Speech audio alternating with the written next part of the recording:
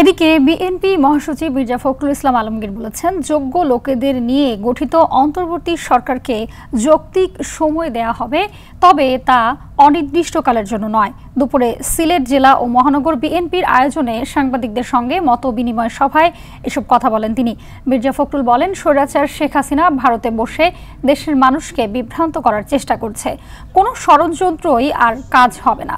এর আগে হযরত শাহজালাল ও হযরত শাহপরানের মাজার জিয়ারত করেন মির্জা ফখরুল ইসলাম আলমগীর।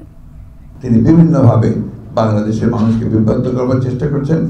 বাংলাদেশের এই যে একটা অর্জন, আপনার একটা নতুন দেশ নির্মাণ করবার যে সুযোগ সৃষ্টি হয়েছে, সেটাকে আবার ব্যাহত করবার চেষ্টা করছেন।